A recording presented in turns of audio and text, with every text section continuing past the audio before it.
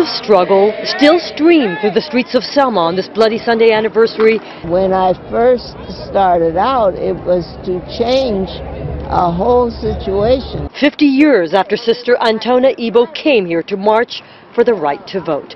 But this year the official march wasn't meant to be.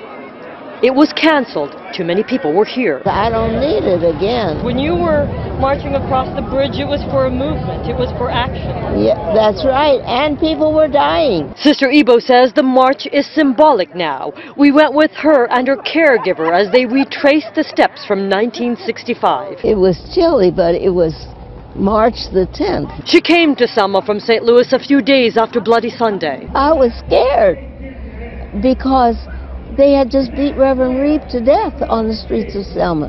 So what they gonna do when I show up? I have those kind of memories, the memories of a child giving me a hug. It was almost like, don't be scared. Sister Ibo's courage fueled other sisters from around the country to come too, including Sister Barbara Moore. And that took a lot of, courage. The sisters would never have made it to Selma without a man of money and faith named Charles Vatterott. He chartered 2 planes and flew the clergy to Selma.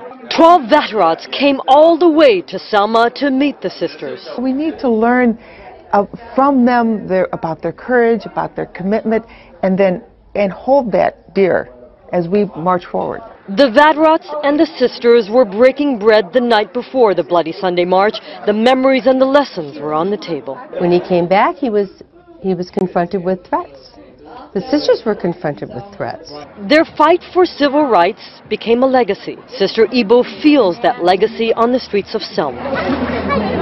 Her name carries through the streets like songs of struggle. Mike Brown's mother has been looking for Sister Ibo. My son would have been able to vote if he'd still been alive. He just made it to 18. And that was everything that they crossed that bridge for and fought for 50 years ago. I had to be here. They shared intimate moments in the city that was a turning point for the civil rights movement. I thought I was finished with Selma and that I would not see it again.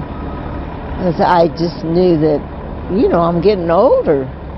And so how do you prepare for goodbye? Sister Ibo's struggle of 50 years isn't over. I can't really honestly say that I'm saying, I'll see you next year.